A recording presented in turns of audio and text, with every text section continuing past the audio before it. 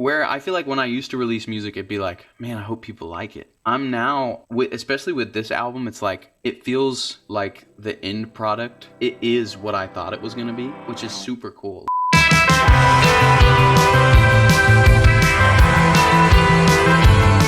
Hey, it's Brendan Janetti. And I'm Devin O'Haron. And you are listening to Music You're Missing. And we are so excited to bring you Stephen Day. Yes, we are. Stephen Day is currently in Nashville. Devin, how would you describe his sound? It's kind of like funky, low-key. Okay, well, at first I would say it's a singer-songwriter. Mm-hmm.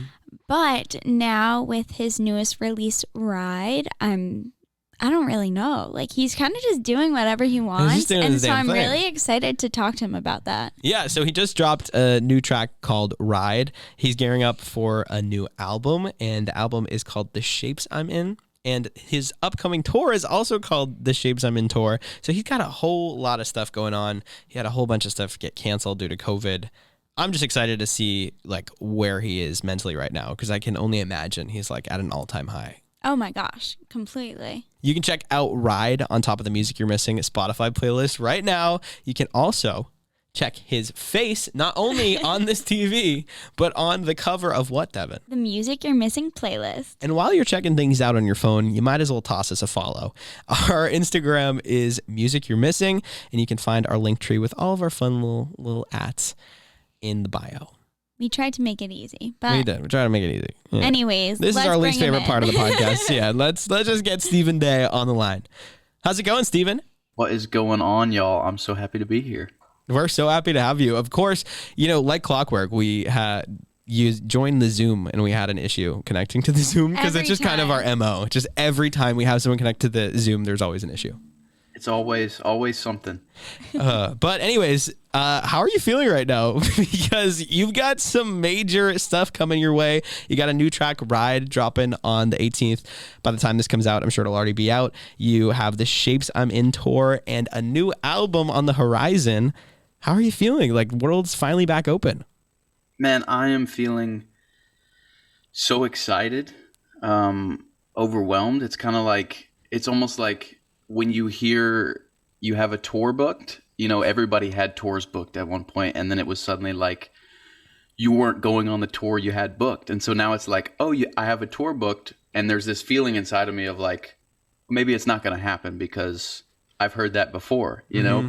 But now it's like things are cruising and people are out and about, at least where I am. I don't know. Where are you guys? We're in Boston. Okay.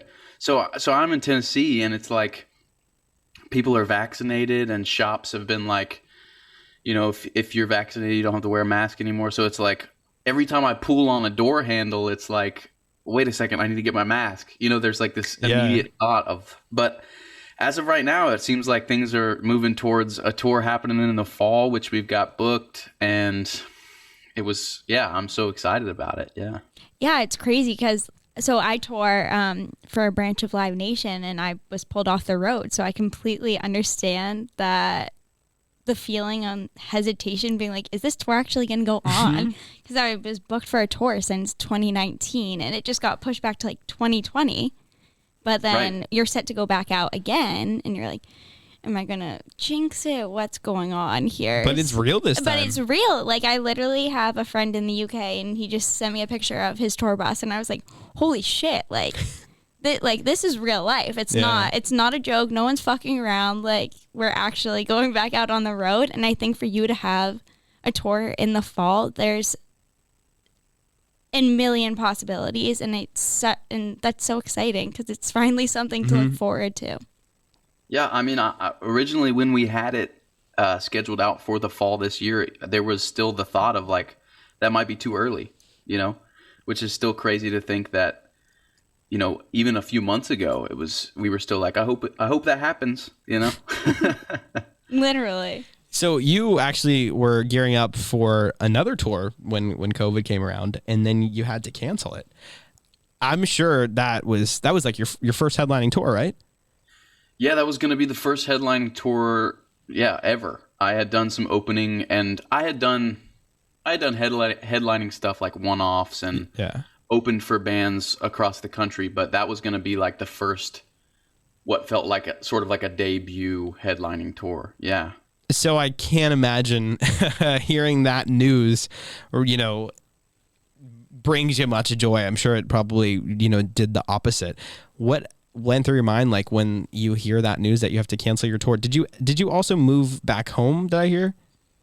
No, so I've been in Nashville now for 6 years. I grew up in Georgia, and I've been here for about 6 years. And when the news came, it was just sort of like I I wasn't even upset at first. I just couldn't believe it. Mm-hmm. There was like some sort of element to it that just seemed so fake. Like it was like this moment of like, oh, the world can stop. And I feel like that was a perspective shift for everybody, right? Yeah. It was kind of like everybody in a split second was like, "Oh, this can happen. This is something that can happen. This is I couldn't fathom that this could happen, you know?" So, it took me, I think I probably spent like a week or two just sitting in that, like, no way. No way this is going to happen. And then once it hit me, obviously I was sad, but it was just kind of like I was sad about the tour, but it was still a disbelief almost. It was like a sadness. Everybody had this sadness, I feel like, for the whole world. Yeah. I don't know. It was No, so I agree. I think that was something I even struggled with too, is like, of course I missed out on opportunities, but it's like everyone did. So anytime that I would feel a little sad about something, I'd be like, everyone's going through this. Like, do I have a right to feel that way? Like, I do, but I don't. It was just like this whole weird feeling. And I think, talking to people in music, it seems like we kind of all had that similar experience of like, fuck, like this is like long lasting and we have no kind of sight of when it's going to end. I feel like people just also didn't really know how to act because No. they were like, oh yeah, it's going to open up in 2 weeks and then for the summer and then the fall, and it just kept getting pushed back. Like, it still doesn't feel real. Like, I just feel like I'm living like, Especially it's now. not fake. I mean, it's fake. The transition to like normal life happened super quickly, and that for me is something I'm having a hard time with. Is like, I went to a Red Sox game, we're in Boston the other day, and I was like, I'm not like comfortable here, not because of COVID, but I just haven't been around this many people in so long. Right. Right. Yeah, it's sort of wild. It's kind of like I feel the same way about touring. It's kind of like can I even remember how to do this? Like, I feel like Yeah, I'm you'll gonna get up back on up. stage and just be like, sorry guys, give me a second. It'll be like riding a bike. You'll Yeah, just be yeah. able to get back up there and do it up. I hope so. Well, something I think that's going to be interesting for you, and this song "Ride," it's a complete sonic change up, at least from your previous stuff. So, Yeah. is that's going to affect your live performances then? Totally. This album, so the pandemic has been wild for me. So after that original sort of like anxiety of like disbelief of the pandemic starting and then being sad about the tour not happening, my manager was pretty quick to be like, "Hey, you've got to make more music." And I was kind of like, "Really? Already? I was about to tour an album I just made." Mm-hmm.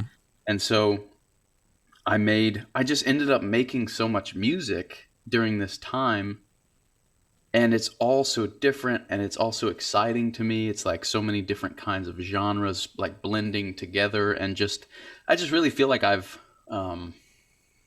like tried so many new things, and I'm like risking some parts of myself in a really fun way. Do you think you would have taken that trajectory without this whole like being forced to? Absolutely not. Yeah, that's a weird silver lining of the whole thing. Absolutely not. I can't imagine. I mean, I learned so much, and I also like I self-produced the EP that came out in the fall, and then this album, my I guess friend now, he was somebody I admired at the time, a producer named Micah Talks, produced the album that's coming out in August, and I just can't believe it. I've been so inspired and like have ended up creating things that I really love. So Yeah. Yeah, I kind of actually want to bring it back to original songs and sounds, just because I know we've been talking about COVID a lot, but that is definitely like a born from the pandemic. It's your first self-produced EP, and it's also very vulnerable and not so upbeat like Ride. What's the energy like now, being in a place of normality and kind of controlling this new you when you can finally open up to the world again? Sure. Yeah. I think the energy of original songs and sound was really just like, as you said, it was born of the pandemic. And so and also it just feels like such a timestamp to Mm-hmm. me, because I would never have imagined putting something out that I self-produced, because before that project, I hadn't done anything. I had like messed around in GarageBand in high school, you know? Mm-hmm. And so some of my like peers in the music industry have like really, over the years, you run into people and they're like, "Oh, I self-produce my stuff." And it's like you listen to it and you're like, "Really? This is amazing." And so I felt super vulnerable making that, because I was like, I don't know the tricks. I don't know the tricks of the trade. I like don't know how to do this, but I'm going to do it. And I feel like I did it knowing that I don't want to say the excuse later on that I like made it during a pandemic. Do you know Mm-hmm. what I'm saying? No, But yeah, 100%. it freed me to do that, Yeah. which I feel like a lot of people in a lot of different realms experienced that. They felt like they were freed to do something they hadn't done before. That's that's a That's really a amazing point, to be honest. I think that's something we've all experienced too. Is just like you said, it didn't feel real. And when you're going through something that doesn't feel real, a lot of lines get blurred, and like my perception of reality was like my goals and everything changed. So it was Yeah. really cool to kind of experiment with my career and things I did in my free time. And it's clear, obviously, you did too. And it just so ended up turning into something that was streamed millions of times. So I guess we spent our time a little bit differently. But like you said, definitely born from the pandemic. But on Ride, you sing the lyrics, and I personally, just as like a listener of your music, felt like it was kind of like a goodbye to the original songs and sounds. Bad anxiety, had to roll the dice. Don't let that kind of thing keep you up at night. It's no good to hold it inside. Complete different energy, like almost an Yeah. inverse. And I just thought that was really cool to be like the first track to come out since. Right. I feel like this song, like a lot of this record for me that's coming out, so it's called The Shapes I'm In, and it's funny because it's like we announced the tour before announcing the album, and we just announced the tour as The Shapes I'm In tour. And I feel like at that point, people didn't know I was going to put out another album. So like as I'm like starting to release stuff, it's like, oh, I didn't know he's going to put out more music, but I like I'm sort of like, as I'm talking to you guys, realizing that I have another album plus original songs and sound plus Guess I'm Grown Out to play on the road this fall, and I just don't know what I'm gonna play because there's so much music. But it was like a total like energy shift, because it was kind of like, I don't know, music to me, I feel like there's importance to sitting in or like resonating with sadness and with like depth, Mm-hmm. but that's not all music is about. It's about bringing people out of that as well. And so I think for me, this record was like, I want to meet the people where they're going to be at exiting a pandemic. It's like there's just a little more party to that. I Like 100% agree with you. I mean, just look outside the window. It's like everyone is happy to be out and is clearly on a higher energy. So it's nice that you have the power and freedom to meet them.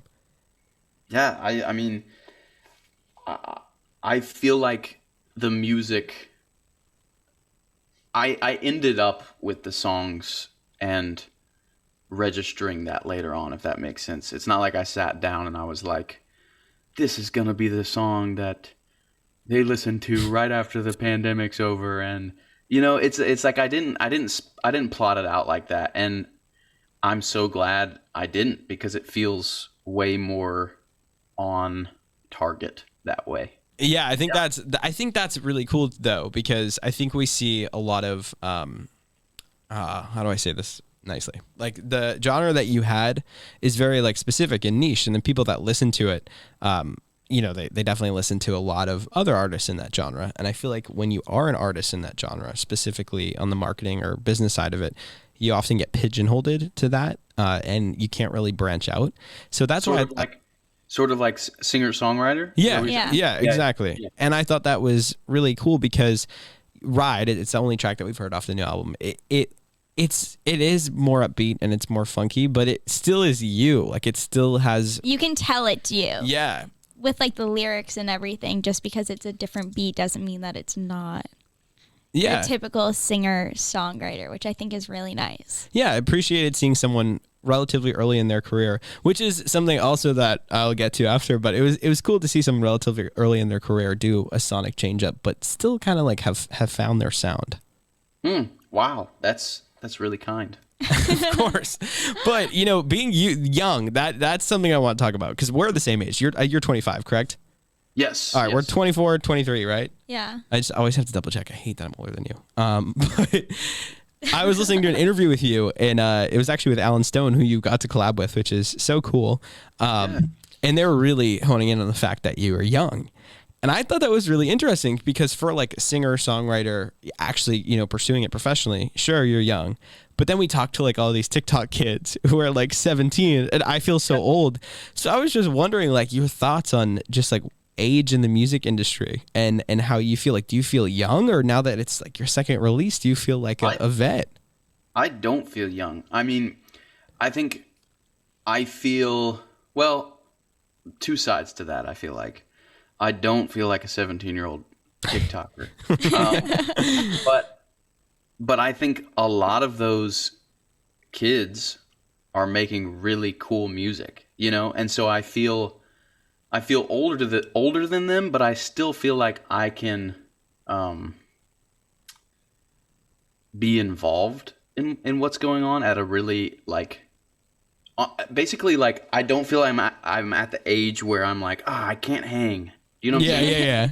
Like I feel like I'm still on the cusp of like listening to certain things that are on the scene. You know what I'm saying? So like and especially as a singer-songwriter, I feel like that's where I think I always want to be considered a singer-songwriter, but I also want to be pop, but I don't want to be like, basically this sounds like, maybe advantageous is the word. I don't know.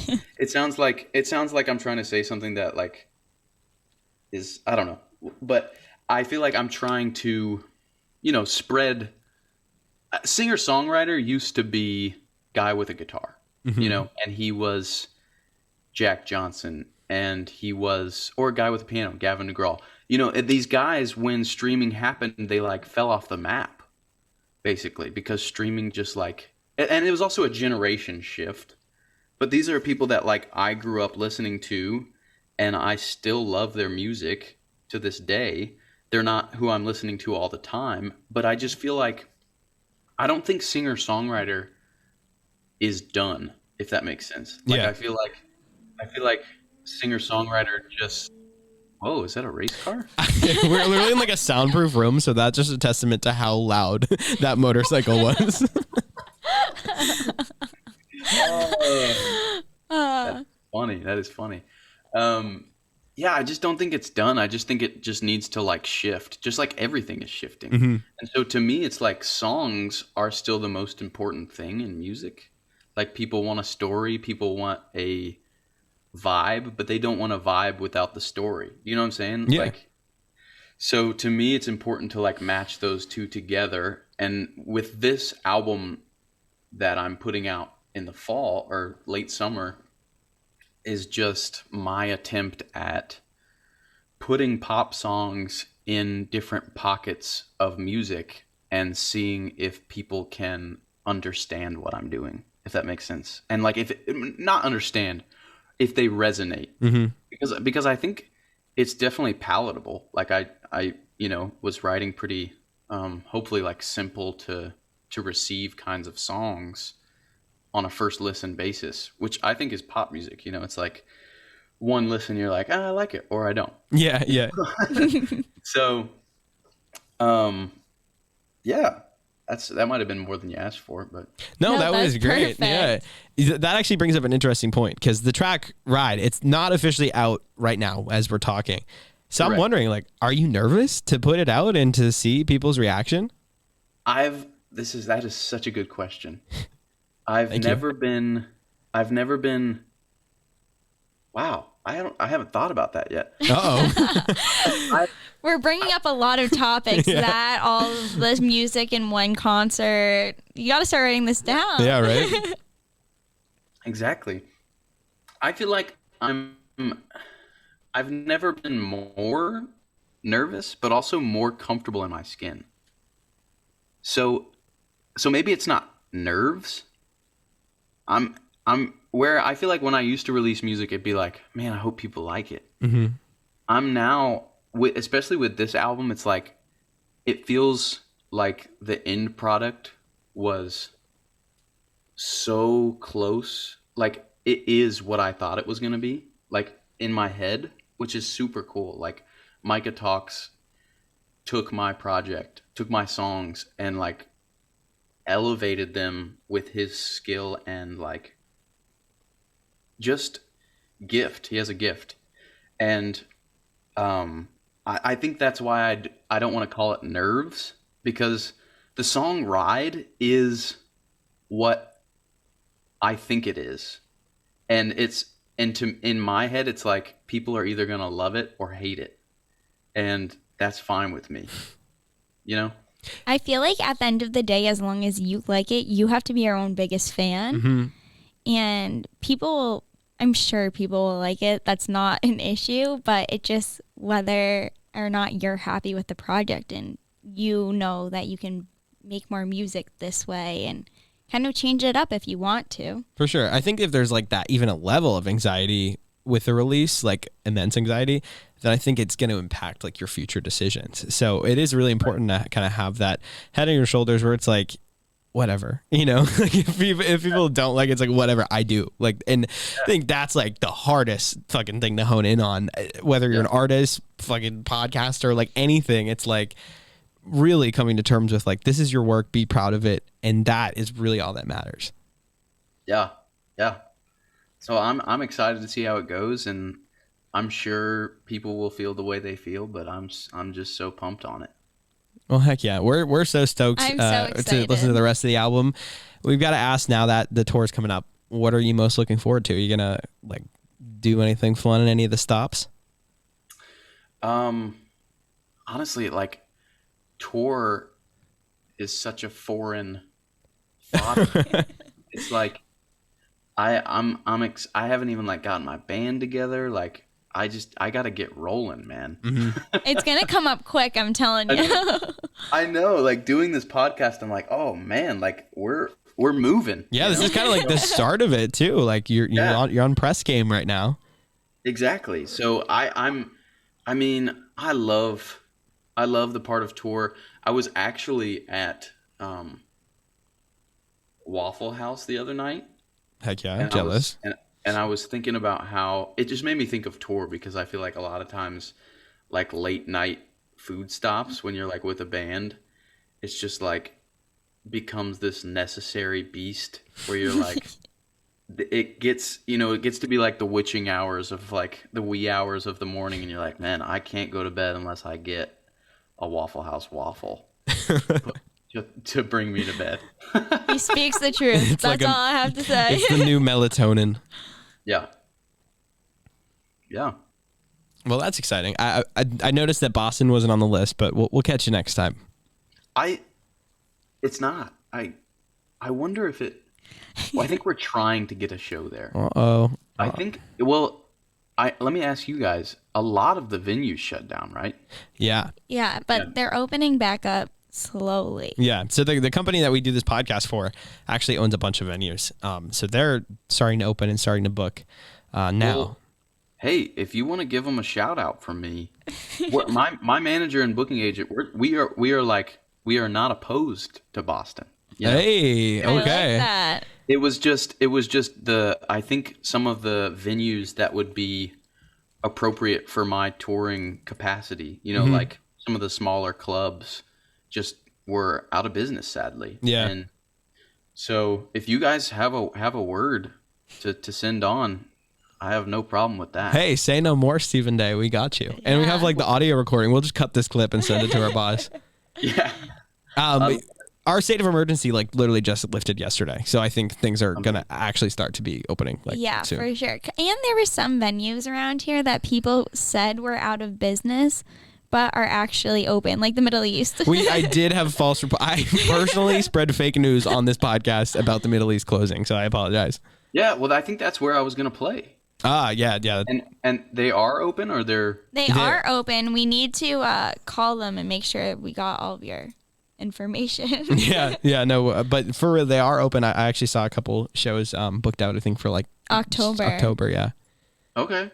It's good timing. Shit's falling in line. Sweet.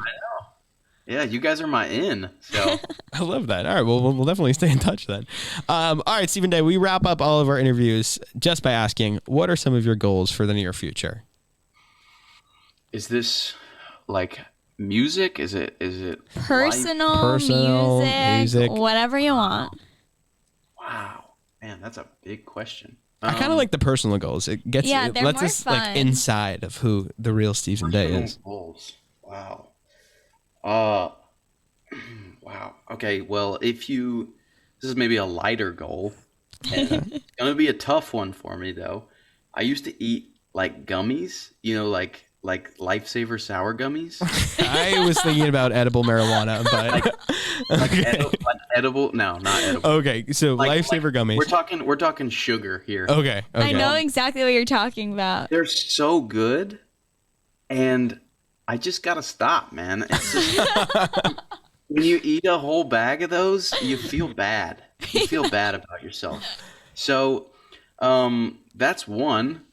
If that's what you're looking for, I just love them so, especially on the road. Maybe that's what it is. Maybe that's what made me think of it, is like when I'm on a long drive and you pass a 7-Eleven, they've got like gummy bears in there. So I just got to switch to like a York peppermint patty or something, like just go ahead and jump on the grandma train. No, I'm sorry. Honestly, I don't know. I feel like what is the difference between the two? They're both candy. Just let yourself have the gummies.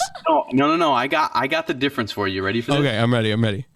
You can only eat one York peppermint patty before the next one tastes bad. Okay, that is a very valid point. You got me there. When I figured that out, I was like, this is the out. This is the out of the sugar addiction. I hate that in my head. I was just like, yo, I'm really going to start doing that. Like, that's a brilliant idea. Thank you for that. I just love that was your goal. I will you never clearly recover thought about from that before too. Yeah, man, I've been working on it for since I was probably 16, When you like candy, it feels like it never goes away, I do this thing where I'll buy like healthy alternatives to dessert, but then I'll just binge eat the shit out of them. So like I'll buy, it's actually healthy. Yeah, what are they called? Like Medjool dates or something. And I literally eat all of them, and I'll like mix it with peanut butter, and I'm like, this is equivalent to like 4 Snickers. Like this isn't healthy at this point. Yeah, I can't relate. Devin doesn't like candy or ice cream. Okay, the only thing I like is the Reese's eggs and so during Easter and like Halloween, I will go and get like the big bags, and I will just sit in my car and eat them. Like I think I went through a bag of like 20 in like 2 days during Easter, and I've never felt so unwell. So I completely understand your sugar issue. Yeah. Do you like them better than the cups? Oh, so much better. I don't know if something is about them. No, it's popular opinion. I think so too. There's maybe they're softer. Like sometimes the cups have this like crisp edge, And sometimes you want that, but the eggs, are like They're I just so think they're good. they're more like pillow-esque. They're so like my addiction got so bad that tried to make them at home when I could not get them at the store anymore. Was it a success? No, it was so bad. I couldn't even eat Yeah. them because I didn't realize that you had to put like salt in the peanut butter. I'm curious how you just messed it up. went there. Well, you gotta think like Reese's or something like Coca-Cola. They probably hold that ingredients like I in know. some safe somewhere. Dude, you know They're who makes a crazy. good homemade Reese? Mama Who? Janetti, my mother. Can she And make me the you know what she egg-shaped does? ones? Here's the trick: is she puts a shit ton of powdered sugar in peanut butter, and then she heats it. So the peanut butter that you're using is actually just really sugary, and it almost becomes like powdery. And then you dip it in chocolate. I literally need that. I need the Wow. recipe or for her to make them for me. She'll because definitely. that would have solved all my issues. I'll text her right now, and she'll have them done for tomorrow. It's amazing. I won't be here. Steven, but send us your address. Oh, hey, Devin's actually going to Nashville I'll be tomorrow. in Nashville tomorrow. Oh my gosh, what are you gonna do? Well, I have a few meetings that I'm flying in for, and then it's one of my friend's birthdays, so there's a big group of us going down. So I don't have anything planned because I'm not a planner. Mm-hmm. So like Yeah. tomorrow's like work, and then like Friday, Saturday, Sunday is like fun. That's so fun. Do you have some? Well, I guess you said you don't have a plan, but do you need some like spots to go to, like for food or drink? I mean, always. I love Nashville. Like it's one of my. Okay, so you've been. Oh yeah. Oh no, I've been there. Where have you gone when you've come? Okay, so I've done it. So before COVID hit, I had to go 3 times for work because 2 of my tours were there. I flew in to see a show at the Ryman for 18 hours. Oh, I also did a show at the Ryman. Whoa, cool. Who was it? Dermot Kennedy. No way. Yeah, that's who I toured with. That's awesome. Yeah, so I'm supposed to go back out with him in July, and so we'll be back in Nashville. That's where the tour actually starts. Okay, sweet. Yeah, I don't. So fun. We're playing some random venue. I don't know, but there is what's that speakeasy that's like a tree house? There's a tree house in the back. Do you know what I'm talking about? I do. Is it in East Nashville? Yeah. Yeah. Honestly, it might be called the Treehouse. Oh. Uh, Original. yeah. I'd have to check on that, but I know exactly where you're talking about. Near 5 Points. Yeah. Yeah. Good place. Cool. I love that. But yeah, I'm always open for recommendations. So I would say Urban Cowboy and Roberta's. Put it Okay. on your list. Okay. Good thing I'll have this recorded for tomorrow. I'll like pull it up on my computer after my meetings, be like Urban Cowboy, Roberta's. I'll just be stuck in Boston. Oh, you'll get over it. All right. Well, Steven, thank you so much for calling in. You know what? One more thing I do want to say is your cover of Glenn Campbell's Southern Nights is so amazing, dude. For some reason too, like I don't know why, I've been really listening to that song a lot lately, and I don't know, it's just like really hitting me hard lately. It's amazing. Glenn Campbell's one of my favorite artists. Dude, okay, that's awesome. So I like my dad growing up was a DJ, which is so weird because like you never would know. But I like got all of his vinyls, and Glenn Campbell for some reason because he doesn't listen to country music. I have so many Glenn Campbell vinyls, so that's even how I know him. Didn't listen to country music, just Glenn Campbell. And I heard your rendition of that, and I was like, damn, this is so good. You need to drop a full version. Dude, thank you. That song is amazing. You did it justice, for real. Thank you. I appreciate that. He's such a legend. He like I could go on and on about him. He like did country, he did pop, and kind of just like did all of it. He was Rhinestone Cowboy, correct? Yeah. That's a fucking that is an iconic song. Especially like back in the day, like that just like I don't know, just like the pop branding met country, and I think that's just a really fascinating thing, especially for way back when. Yeah, totally. All right, well, Stephen Day, thank you so much for calling in. Sorry for our silliness. This was so fun. It was really fun. We'll definitely stay in touch. And for real, we'll reach out about the venues, and we'll keep in touch with the manager about when this comes out. And we're so stoked to listen to the new album. Thank you guys so much for having me. I wish I was seeing him when I was in Nashville because honestly, he just seems so fun and I'm so excited to see what he has next. I know, you should like DM him, see if you guys can like link up. Creepy. I don't like that. See, I don't think that's creepy. I think it's fun. He would definitely know like what to show you, and he could sing you some Glenn Campbell. No, just the way that you said it. But anyways, he was great. I'm so excited for the album, and the tour is going to be insane. Definitely. It's really like a monumental moment for him. I just think it's really cool to talk to someone who like I really resonated with his release that came out during COVID. Just like really vulnerable. And like I was in the same space that he was in when he put it out. And now I'm in the same space that he's in when he is putting his new stuff out. So I'm excited to see for like on a selfish reason, like I'm excited to have some new anthems really. Well, honestly, I feel like there's just so many people like you and him that can relate to that. Devin says I look like him. I did. I was sitting here with him on the computer, Brendan, and then him on the screen, and I was like, there's just three, like, somewhat Brendan, Stephen Day lookalikes, and I'm so uncomfortable by it. If I wasn't in, like, my UPS uniform right now, I guess I could see that. I wish I could pull off a mustache, to be honest. If I don't have my beard, Jeepers Creepers, that's all I have to say. Anyhow, you can check Ride, which is Stephen Day's newest track, on top of where? The Music You're Missing playlist. His face is on the cover. You can follow him on social where, Devin? You can find him at Hey Stephen Day on Instagram. And you can find us at Music You're Missing on Instagram. We have a link tree in the bio. You can find links to every damn thing. Yeah, that's pretty much it. We're really bad at intros and outros, so bye. Bye.